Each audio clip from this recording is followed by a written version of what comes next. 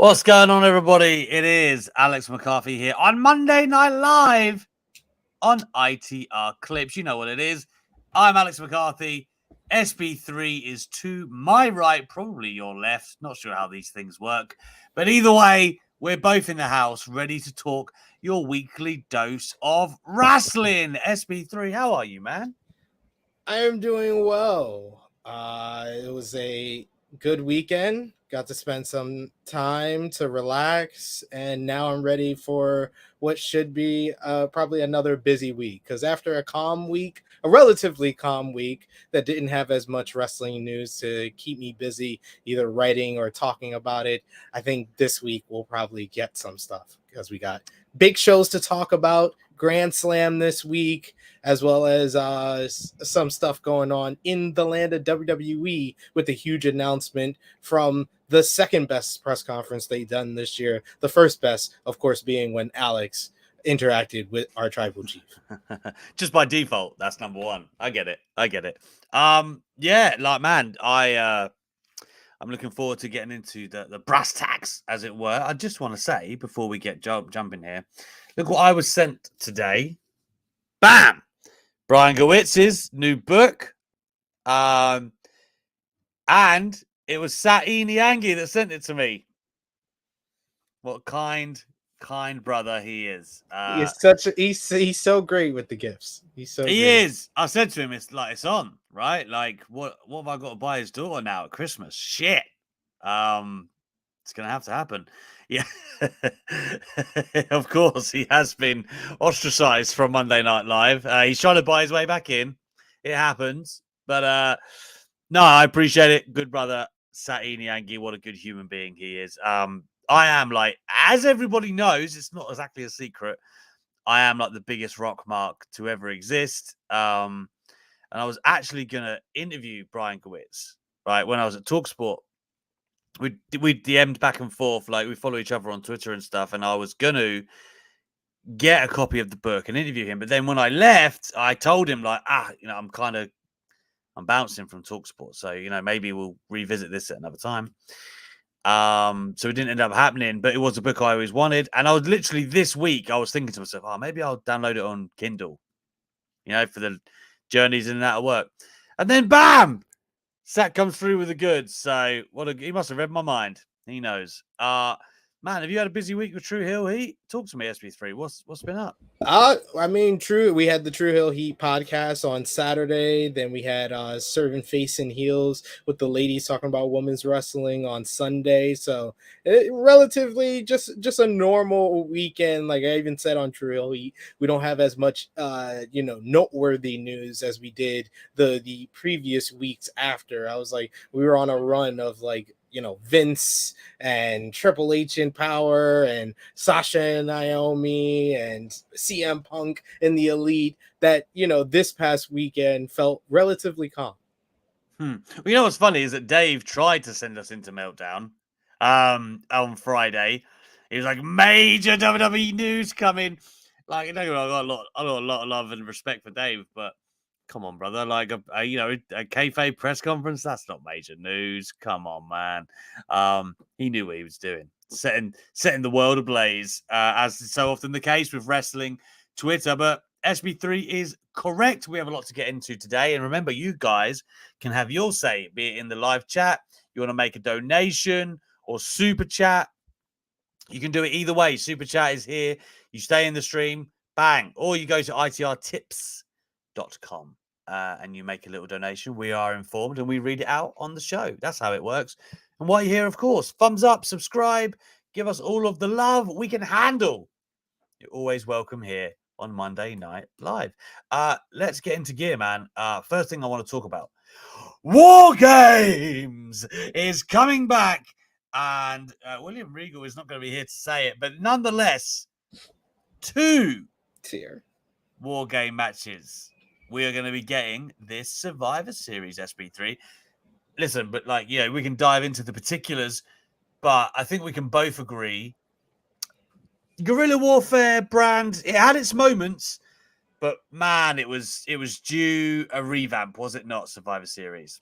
Yeah, it was definitely due with the brand warfare, and especially because of the timing with the WWE draft every single year being in October over the last 3 years, that it just made it very redundant to do Raw versus SmackDown when these guys have only been on the brand for 3 weeks, 4 weeks tops. It didn't make any sense at all. So this is bringing it back to what it really used to be. It used to be teaming a bunch of guys up against each other in big headline type matches, and war games as a nice little hook that kind of evolves it, and it's a natural evolution of what Survivor Series is. Like Triple H said in the interview, that I think it's a brilliant idea. I didn't think he was going to do it, but all the power to him. He knocked this one out the park, and now Survivor Series is actually interesting again.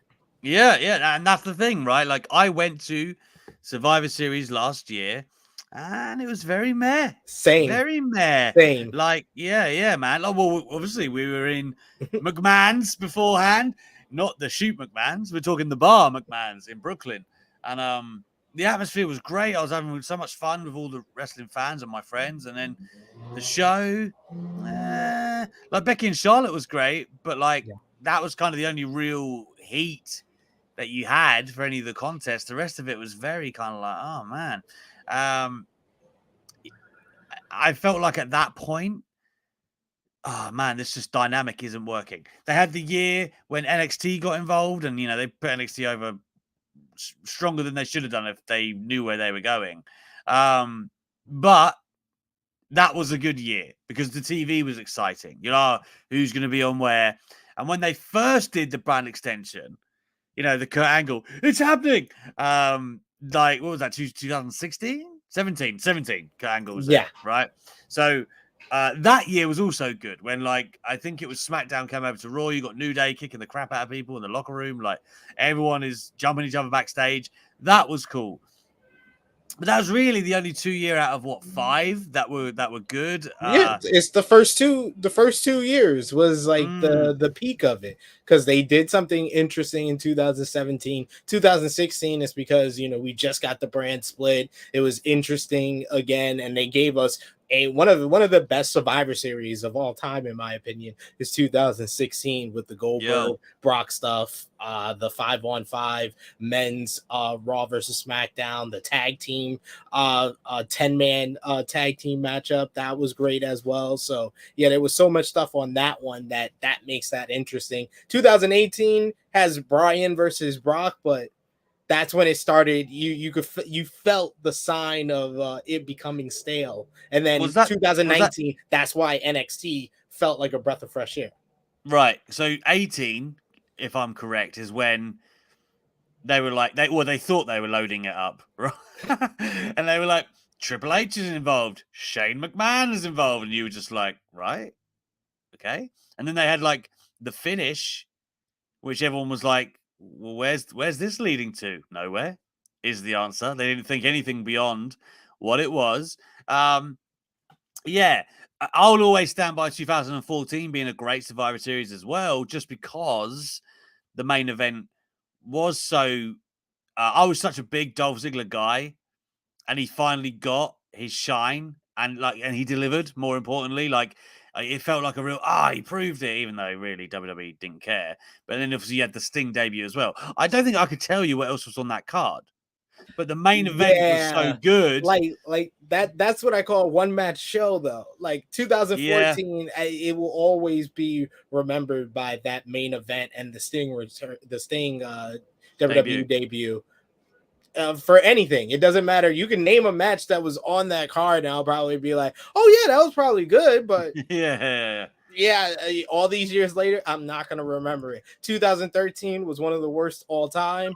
2015 had Sheamus, and 2015 could have been Deadly Games too, but they decided to botch the Oh yeah. WWE Championship tournament.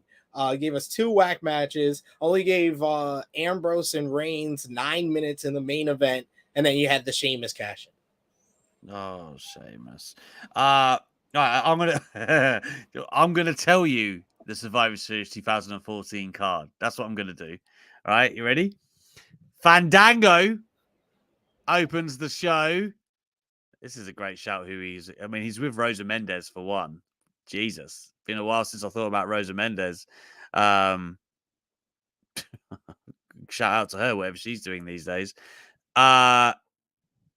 Justin Gabriel, PJ Black himself. How long do you think they went? SP3?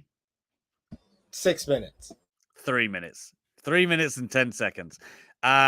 Next, we've got Jack Swagger with Zeb Coulter, your friend, against Cesaro. So obviously the Americans had broken up at this point, I'm assuming.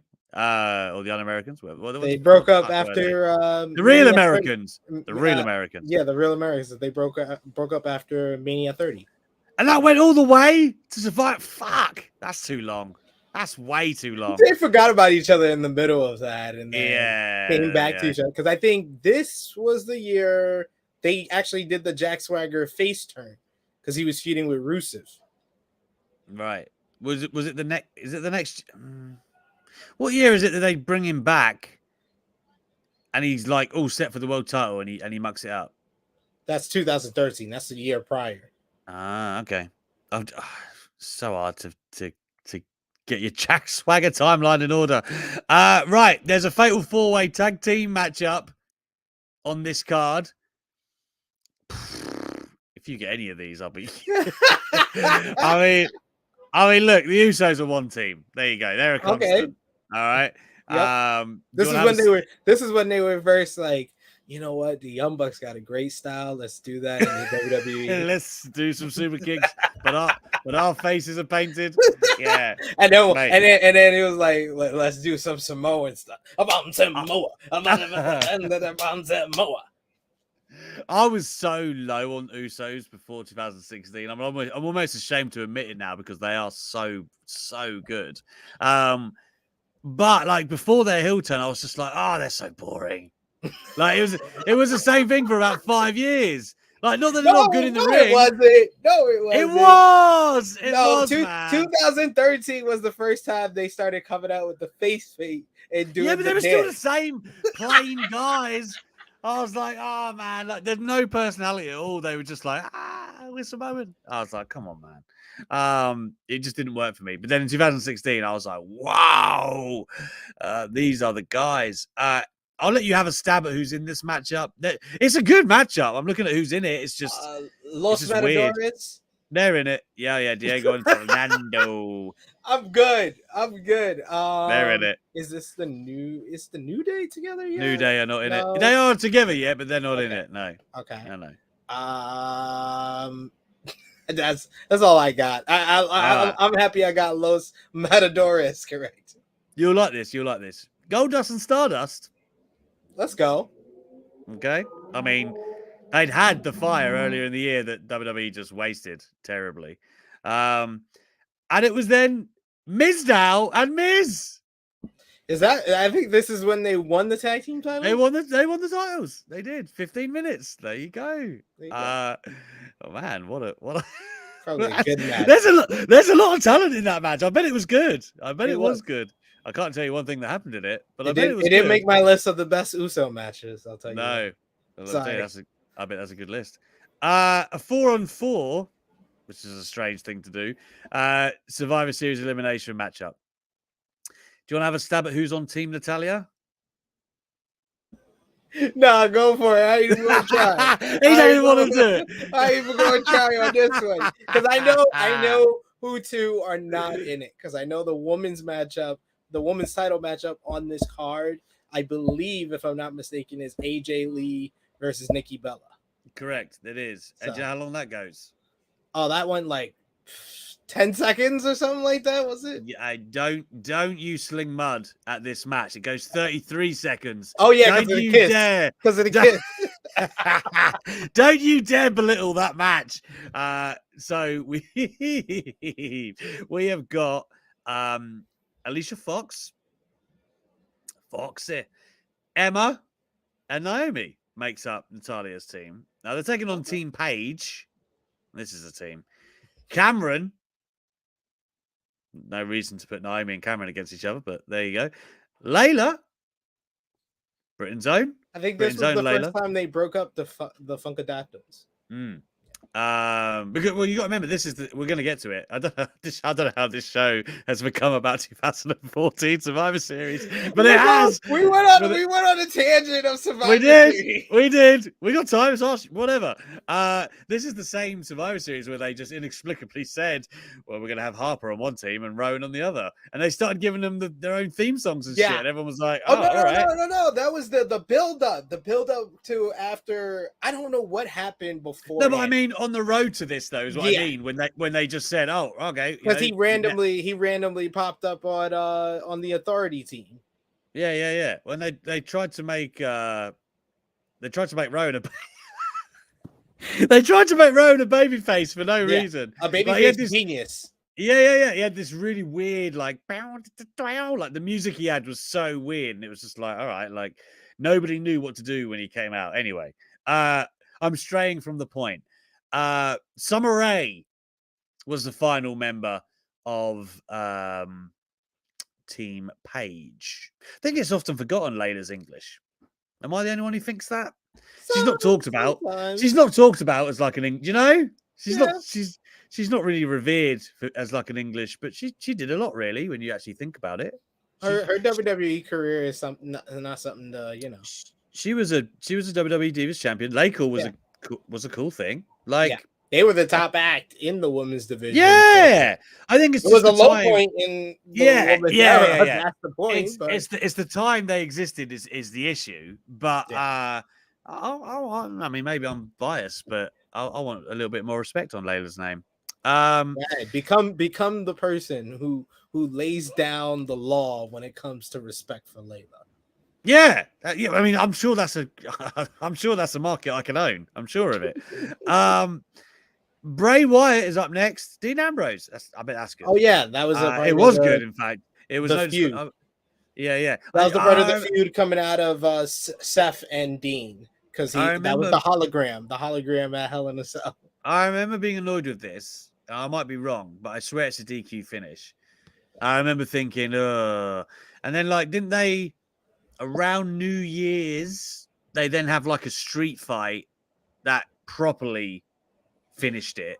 I believe it was like Last Man Standing or something. There you go, something like that. Yeah, either way, something like that. So Last Man Standing or Ambulance type of matchup that was really good. But they had to because TLC. Oh my God, that's one of the worst main events in company history. TLC 2014, Dean Ambrose versus Bray Wyatt, where Dean Ambrose is beaten by not knowing how to work a TV and unplug it.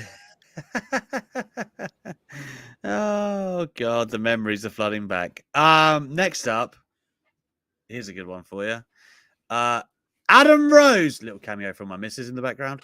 Adam Rose and the Bunny taking on another good team here. Who do you think it is?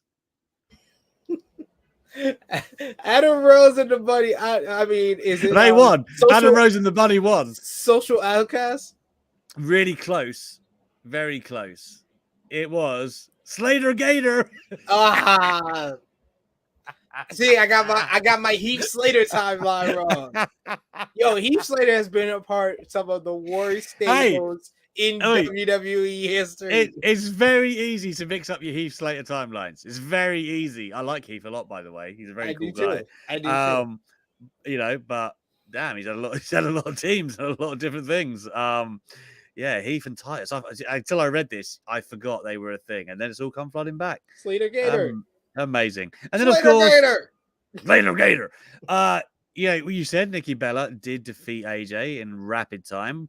All these short matchups, Adam Rose and the Bunny won in 2 minutes, by the way. All of these matchups are pretty much short because they needed almost 45 minutes for the main event, which is where we got Cena, Ziggler, Rowan, Big Show, and Ryback defeating Rollins, Kane, the Team Authority, basically, Luke Harper, Mark Henry, and Rusev.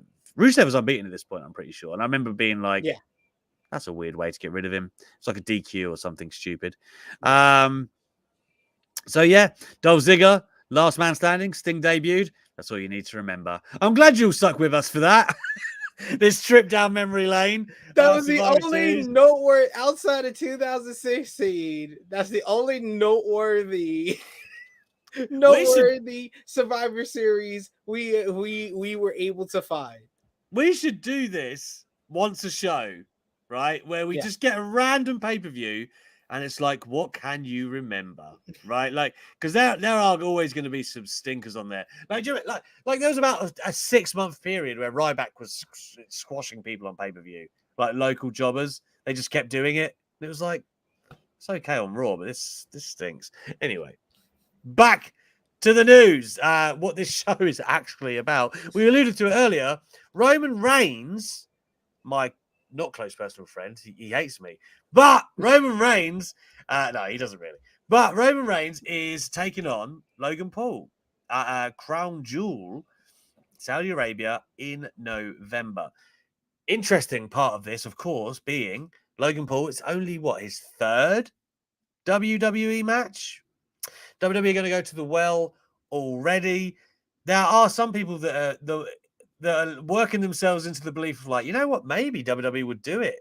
Maybe they would put it on someone like Logan Paul. Maybe they would tie it to one of the most he's like the most recognized name on the roster in many ways. If you want to look at it, statistically, he's got the biggest audience. WWE could go that route. Or at least they've given themselves that kind of attraction. It's not just a foregone conclusion where Roman's going to defend against, I don't know, anyone else, basically, right? What do you make of this move, SP3? What does it say? What do we need to learn? Tell us all about this move. Although I understand anyone who's like, oh, this whole new regime was supposed to, replenish the stars that we already have. Where's your Kevin Owens? Where's your Seth Rollins? Where's your Sami Zayns? Where's your Johnny Garganos? Where's your Tommaso Ciampas? They're all there in this type of position. No, they want them in the main event scene. They want those guys that haven't got a crack or didn't get a fair crack at Roman Reigns. They want them to be in the championship position and not somebody who's a celebrity, an outsider to the wrestling fans out there. Me though, SP3, I love this. I love it. I love it. I am one of the people that I will die on the hill that Bad Bunny versus Logan Paul 1-on-1 needs to happen at a WrestleMania. I am one of the people that had no problem with Ronda Rousey being the real reason why women first main evented at WrestleMania. And I've died on the hill and I'm still here. I'm still alive and kicking. But I will be the one here to say I am totally fine with this. And it's not just because it's Crown Jewel. And I know there's some people that will say, oh, the Crown Jewel is non-canon. It's just a glorified house show. No, it's not. Last couple of shows. It's not. Like the Universal Championship has changed hands twice at Crown Jewel. You've had major matchups. Last Crown Jewel had a main event of Brock Lesnar and Roman Reigns as basically a tryout main event for WrestleMania. We got Edge and Seth Rollins inside Hell in a Cell, which was one of the best matches of the year. You had Sasha, Becky, and Bianca in a 3-way for the SmackDown Women's Championship. So you've had major matchups just last year at Crown Jewel. So we got to get off that argument. The reason why it's fine is because WWE has an issue right now. We discussed it last week. We'll say it again. They don't know what to do with Roman Reigns as undisputed WWE Universal Champion, but they do want him to be the champion or be a champion by the time we get to WrestleMania and he's versing The Rock. So what they need is opponents for Roman to beat. So if you think of it like that, I think that everybody would be fine, even the people that don't like Logan Paul, the people that don't like outsiders to come into wrestling. I think when you think of it like that he's just someone with a big name, with a big following from outside of wrestling that will bring outside eyes to Crown Jewel, and he's someone for Roman Reigns to beat, I think then you are totally fine with it. The booking, however, that I'm supposed to believe that Logan Paul is the babyface in this situation. That's where the problem comes for me. Well, I mean, the crowd told you on Friday night they're not buying that. I mean, again, everything you just said, I agree with. You need to keep fresh, interesting matchups for Roman Reigns, and this is fresh in the sense that okay, it's from a different personality standpoint. Logan Paul is probably the kind of bloke who would believe he could do anything or whatever. He took on Floyd Mayweather, as they keep hammering home. I get it, and if you want to keep Roman ticking along until WrestleMania season, why not? It's not going to hurt Logan Paul. It doesn't hurt anyone to lose to Roman Reigns at this point. In fact, if Roman Reigns is the only person that beats Logan Paul for God knows how long, it works for everyone involved. So I can absolutely see why they're doing it. It's just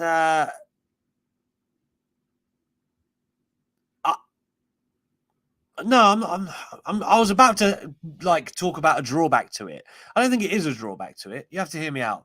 I'm just so into the Sammy part of the story right now, right? That there's two schools of thought. Either he ends up reuniting with Kevin Owens, which my heart absolutely pines for, and then they take it off the Usos, and Sami Zayn gets to stick it to Jey Uso. And that's like a sub story of the bloodline. Or do you go all in and the turn eventually comes with Sami on Roman? Seems unlikely you would do that, just because then how do you get the happy outcome? You don't, because Sami's not going to dethrone him, is he? Let's be honest. He's not going to be the guy they choose. If he was, I would stand here, hold my hand up, and I would be delighted if Sami Zayn was the guy. I would be delighted just for him, and just because it's a great story that's gone into the end destination. I don't believe that's where we're going. I think the Kevin Owens kind of interactions are for something, and it's more likely that that's how it's going to unfold. The question is, SP3, how does it unfold at Survivor Series? Because if we're in War Games, is Sami Zayn a part of the bloodline? Which, by the way, right now, he is being treated like a fully fledged bloodline member. He's not on the outskirts trying to get in anymore. He's in, right? Does he go in there with them at Survivor Series, or is there a turn beforehand and he's against them? These are the questions. And if he does go in with them, is that where he turns? I can see them going a couple of different ways, but it really depends on if they're doing like traditional war games or they're doing the WWE war games. WWE war games has been 4-on-4. They did their 3-on-3 three-way, the first year that they did it, but they haven't done the traditional 5-on-5 war games type of matchup. So if they're doing 5-on-5, then you keep Sami on the team because he's the fifth member of the bloodline, but you make sure Kevin Owens is on the babyface team. That definitely needs to happen. I think Kevin Owens, Drew McIntyre, those type of guys. If you want to just make it a hodgepodge of different guys and then make it interesting in their WWE type of way, Seth Rollins would be an interesting person to put on the opposing side of the bloodline because he keeps mentioning Roman Reigns and his issues with him. So you could play that up, and then you could put in like either the New Day or the Street Profits, whatever other tag team that you want to put in there. So and that's a spotlight for those type of guys. For like a Montez Ford, you could put him as the first guy in War Games and make him go the whole way out. If they do a traditional War Games matchup, it could be one of the best War Games of all time. And I haven't said that a lot of times with the WWE, NXT War Games. I would say the second year it kind of peaked. The women's War Games have been kind of consistently great, but I haven't put them in like the greatest War Games of all time. I think the second or third one, I believe it was Undisputed Era versus Cole at the end, where they come off. Oh yeah, that one. That one would probably be the greatest because you have the Kevin Owens moment and stuff like that. So yeah. I would say either that or the Undisputed Era versus Viking Raiders, Pete Dunne and Ricochet. That was a great one as well. My man, Pete Dunne. I mean, yeah, the British bias. I mean, I'm inclined to agree on if as far as those rankings go. But you have to say, and I can hear it in your voice too, there is kind of renewed faith with Triple H, right? Like TV has been better. These ideas are fresh for fans, like even the concepts that you had in NXT, bring them to the main roster with the star power they've got there. I'm down to see it. I want to see what they can bring to the table. And what's an interesting thought? For so long, we were going, and this is true as well. NXT takeovers were stealing the weekends, right? They would have a takeover, and bar a match or two on the WWE pay-per-view, takeover was far better in most instances, far better.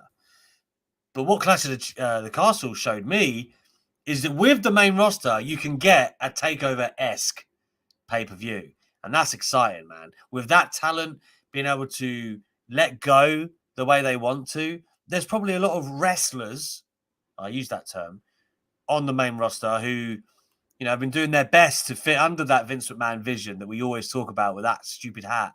But Triple H is going to give them the chance to say, okay, off you go and run. Like, I'm not sure we get Sheamus and Gunther with Vince McMahon. I'm not sure that we do. And I'm not sure they get the time they got with Vince, right? Like, just the whole grand presentation. I just don't know if it would have been. I feel like Triple H understands this better, which is why I have been enjoying the product a lot more. So it's going to be an interesting couple of months, whichever way they go, whichever way it shifts. SB3, I want to give you a second to pull up Malachi Black's statement, please. I'd love you to read that for people on the show. So if you could pull that up, that would be tremendous. In the live chat, let us know who you think the team should be at Survivor Series. The Bloodline has to be on one side, but who would you stack against them? As I said earlier, Ricochet's probably going to kill himself from the top of the cage. Or if you put him in there, that man's going to go crazy. But also, while you're here, like, share, subscribe, all of that good stuff here at ITR Clips. SB3, I would like you to recite what Malachi Black posted this week. I know Raj Giri had made some reports. Maybe you can speak to that after. Yeah. But I have it here. Good. It was posted on his Instagram. I believe it was yesterday. One more thing I wanted to add about Survivor Series. Yeah. I think that now this is definitely the place where Sasha and Naomi are returning, or at least Sasha, because it's Boston, it's War Games. She wants to be a part of War Games. So yeah, that's the spot for her. Against Damage Control? Because Damage Control would need another.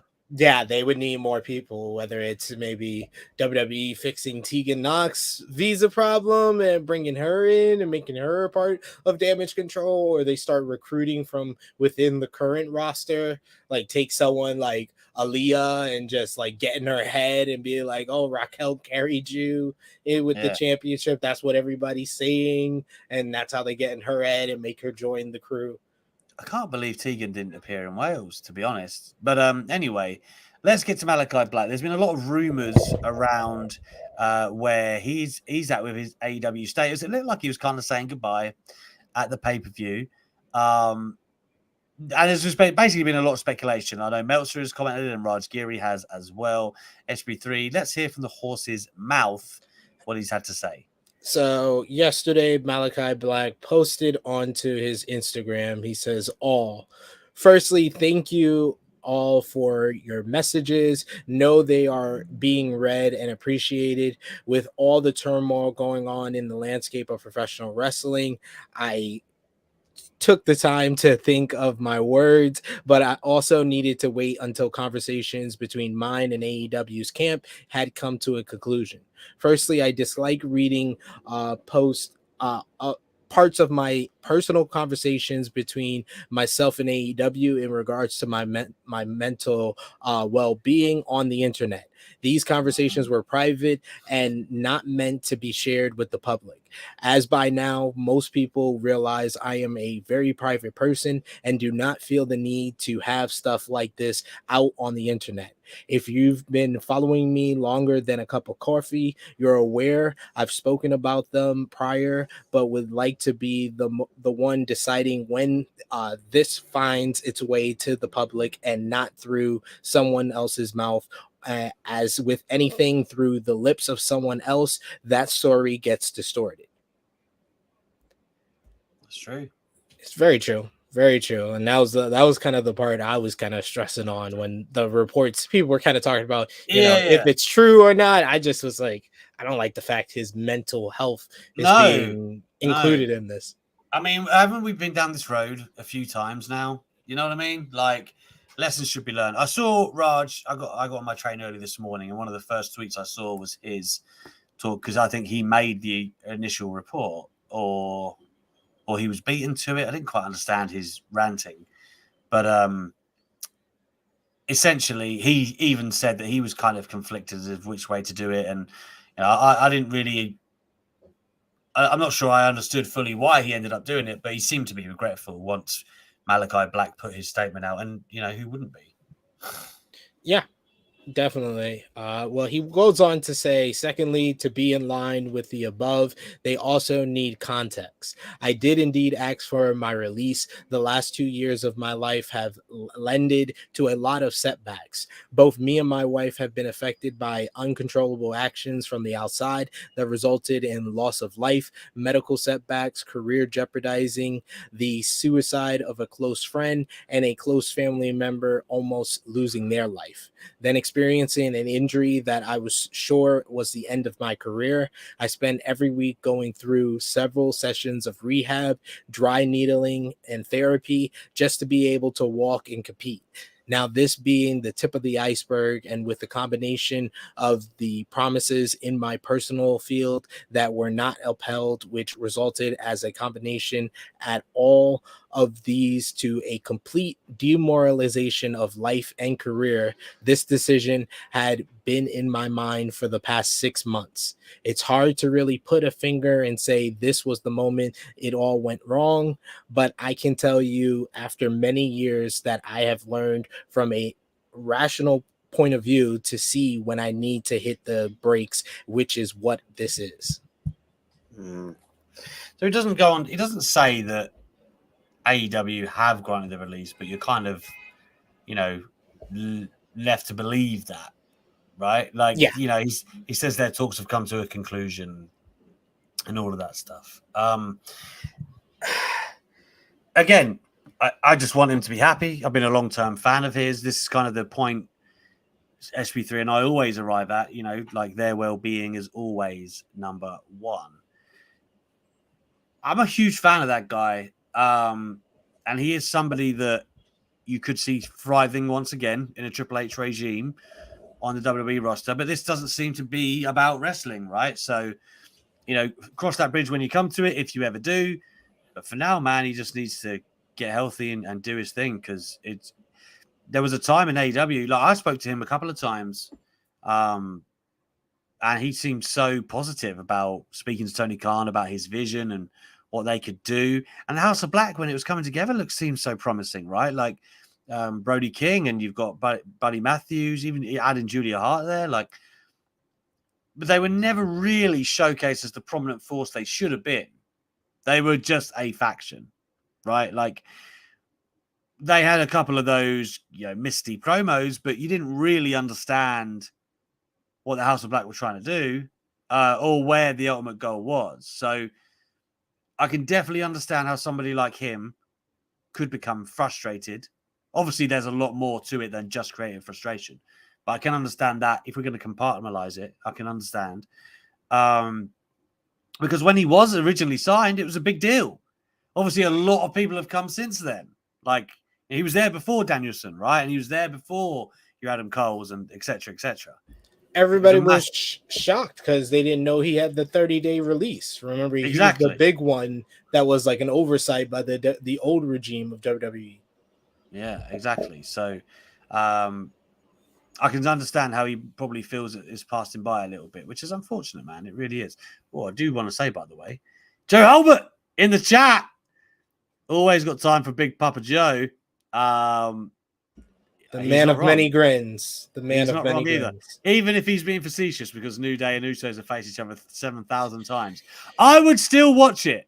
I would. In a War Games type of situation, it's something new. It's something new. It's something You got different. It's other not what variables. we've been given 1,000 times. Although I am a big, I think they should do a New Day versus Usos matchup on the week the Usos are about to surpass the New Day's record reign.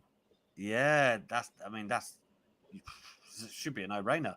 I do think Profits are probably the right one for it, though, just because if you are on the Montez train, this seems like you get him in the same match as Roman, and you get to because you want to have someone on that other side that you can be like, oh, he might come out of this, and 10 years down the road they'd be like, oh, he was in War Games and now he's a WrestleMania main eventer, and they have that on the Bloodline side with Solo now. They need that on the babyface side, so that's why the Street Profits be it in there. Although I would love for Xavier Woods to have like a breakout in a War Games type situation too. I want the best things for Xavier Woods. The last thing we really have to talk about here is I don't want to call it a pending return. Looming, perhaps, is more fitting. At the live events SB3, people are reading into some WWE production. Do you want to spell it out for the people watching? Oh, yes.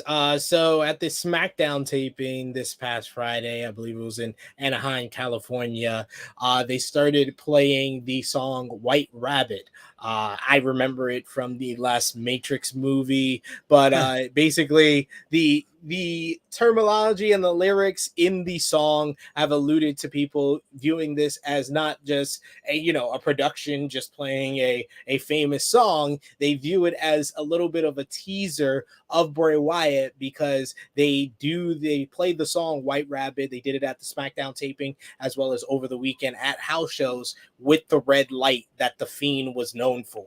So that's why people have believed that this production choice is really a teaser. Yeah, it's interesting, man. It is interesting. Like, they're not doing it, it's not like a widely celebrated tease. It's not like, with the Jericho countdown clock back in 99 or something. It's very subtle. Perhaps it's nothing, right? Like, I guess that's the get out clause. But it does seem to be out of the ordinary and leaning a particular way. And if that is the case, then I suppose we have to, factor in Survivor Series. You have to start thinking, okay, well, I mean, if and WWE love this as AEW do as well.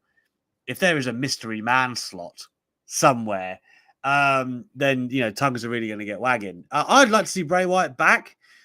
I think creatively he was somewhat stifled, and he isn't like an irrepressibly creative person. Even Triple H has said as much. And it's difficult when you have such a vision like the Fiend was, and then Vince McMahon has to have it his, but it's not actually his, right? Like, I guess from a copyright perspective it is, but you have an idea and you've created this thing, and then Vince tells you how to do it. I can see how that ends up getting old quickly. And then don't get me started on the booking. But that was a whole different thing. Bray Wyatt, the performer, full stop, is well worth having on your roster. I thought, when he finally arrived as the champion in 2017, it was very anticlimactic for a lot of us fans that had really pined for him to get his shot at the big time. When he's standing there and Triple H has the title and he just runs his finger across it, that was like a money moment where you felt everyone get kind of goosebumps and go, oh, like he might, like Bray could be the guy. Like, that's, when they give you a tease that you actually want, you don't think you're going to get, that's when you could tell that was a money moment, and he should be given the trigger should have been pulled. Having a run from the Chamber to WrestleMania, how much of a run is that? And then, of course, Worms on the ring, Randy Orton decimating him in every storyline they ever got in, wasn't really what we all wanted. But I still have the belief that Bray Wyatt character or an iteration of him could indeed be a big player for WWE to utilize. Oh, most definitely. Especially if, say, Triple H is just on his Tony Khan ish and he gets White Rabbit as his theme song. Imagine that, like him coming out with the white and with the lights and everything. It'd be a different variation of the Bray Wyatt that we got before. So I mean, I'm all for Bray Wyatt returning. I've kind of got comfortable in the thought that if Bray Wyatt was to return to professional wrestling, it was always going to be WWE, regardless of his history and his differences with Vince McMahon. I even believe if Vince McMahon was still under power, Bray Wyatt would still have returned to WWE eventually. But now with Triple H in charge, I think it's a no-brainer. There's already been confirmations from the Wrestling Observer newsletter that conversations have transpired. They have had negotiations with each other. They have stalled, but they have not ended. So it just means that maybe Bray is asking for a little bit more money. He's already been, talking in Hollywood, had talks about movies. I think he's been shooting some stuff. So he's already had that taste. So he's like, yo, if I'm going to come back, I'm going to put my body on the line, you better pay me what these Hollywood directors said I can get paid. Pay me. Yeah, man. So they got to meet somewhere in the middle, but I think they eventually will, and we'll get the big Bray Wyatt return. I believe if you had to make me place a bet, I would say January Royal Rumble time we get that return. Yeah, that's probably smart. It's just so intriguing. We're getting this not old WWE roster, but some of the prime talent that was released meshed with the kind of greatest hits of NXT that Triple H has brought up. I'm down to see it, all iterations of it. Final thing I do want to talk about is Grand Slam coming up this Wednesday. Particularly the main event, right? Bryan Danielson, Jon Moxley.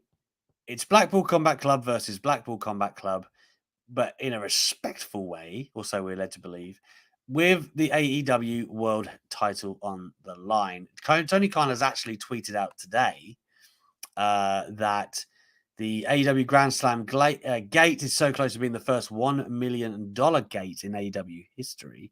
I mean, he means like the Wednesday night gate. After 3 straight pay-per-views hitting $1 million for the first time.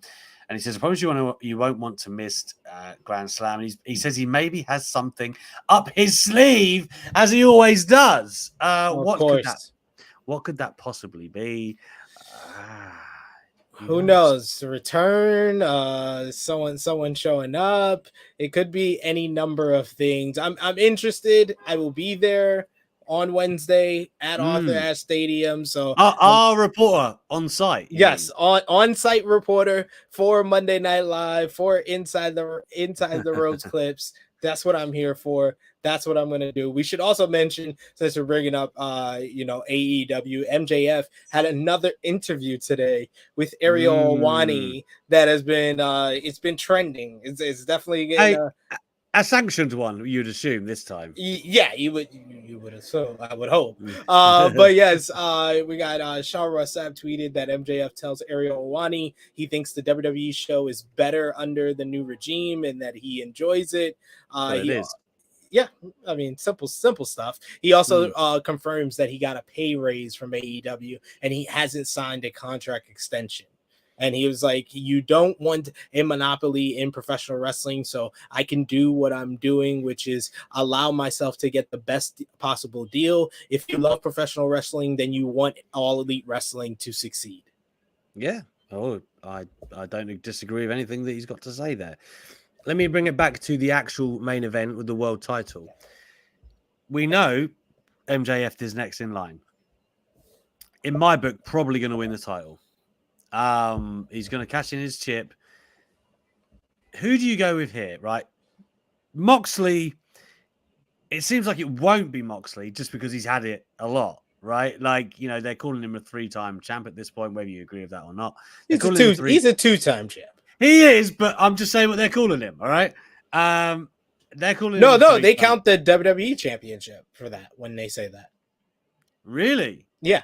Because with Brian's listed as a 6-time world champion, where they count his 5 WWE world title reigns and his 1 Ring of Honor world championship. I'm sure I heard Excalibur call Moxley a 3-time AEW champion. I'm sure of it. I think they counted the interim title win, and then when you won it again. I'm just talking about the graphic for the Tournament of Champions. They counted okay. They counted the WWE World Title. That's what they counted.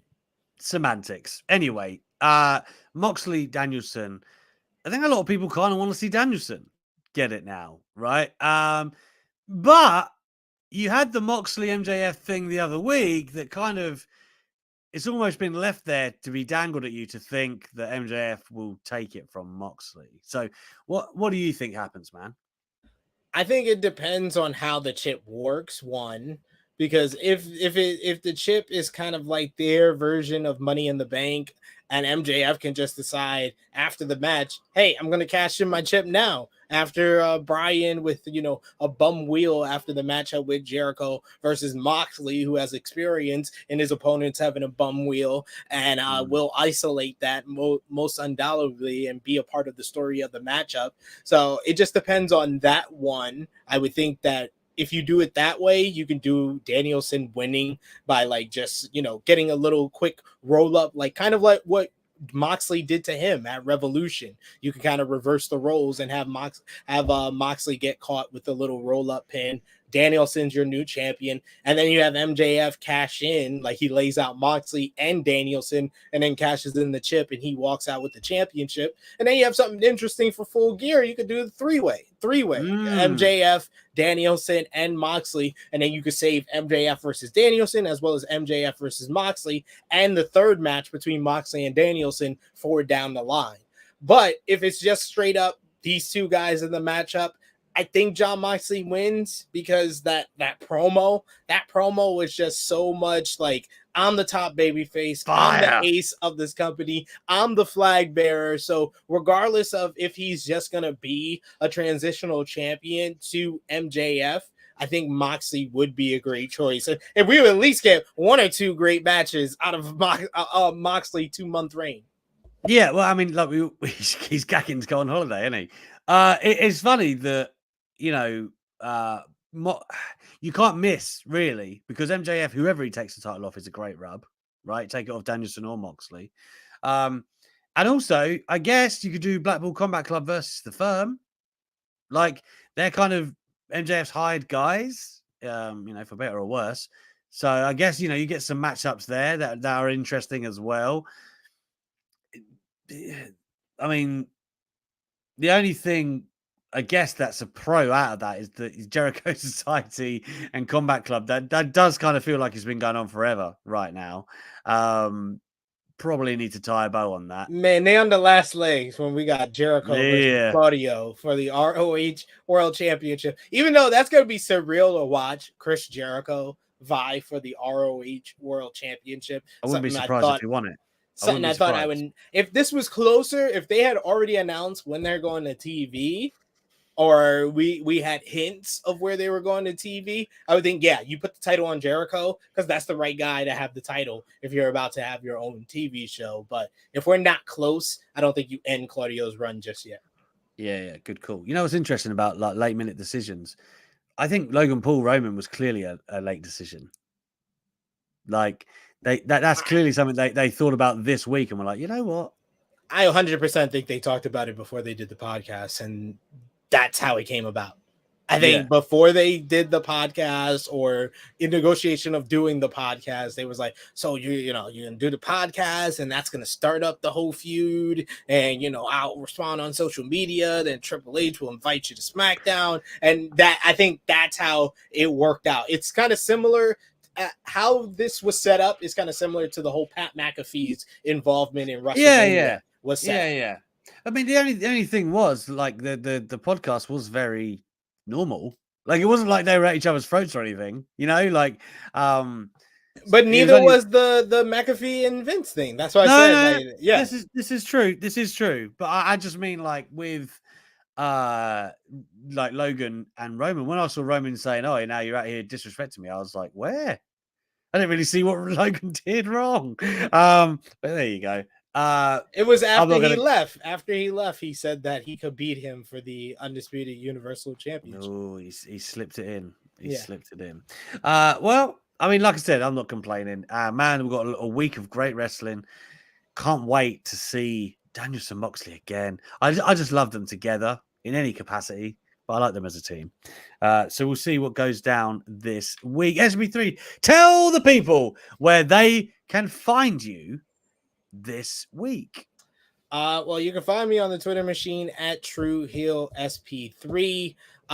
Tomorrow I will be live with Rick Ucchino for the Believe in Pro Wrestling podcast. That is Believe, BLEAV.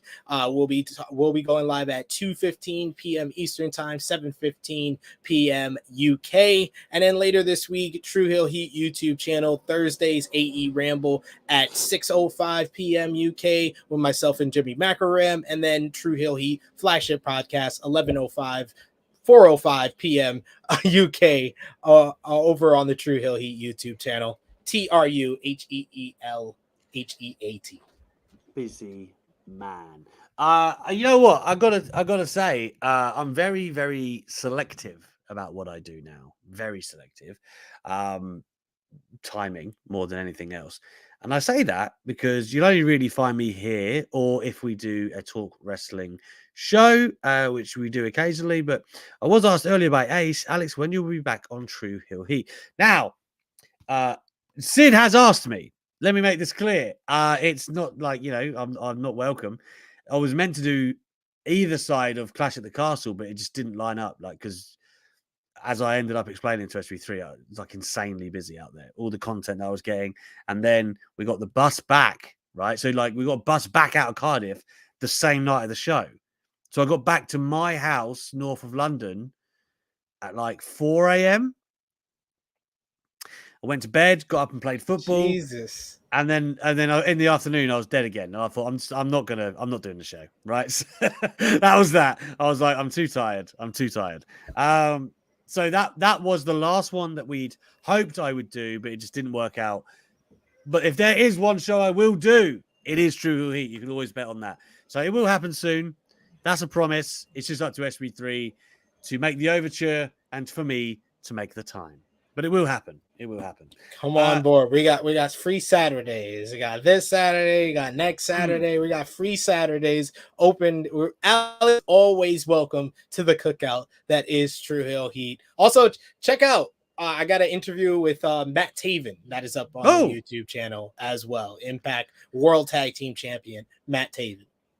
And also remember on the Inside the Ropes channel, that pays the bills around here that way. We've been some of the talk wrestling interviews that I did with Kenny by my side. Sheamus and Bianca Belair are now live, so make sure you go and check those out as well. I believe that is it for this week on Monday Night Live. Thank you very much for tuning in. Subscribe, all of that good stuff. We always appreciate it, guys. And we will be back here next Monday. We do hope to be getting some guests in the near future that I will keep you alerted about. But until then, join me in SB3 on our endeavors every Monday night at 8 p.m. English time. And we will see you next week right here on ITR Clips. Oh, hello, Charlotte.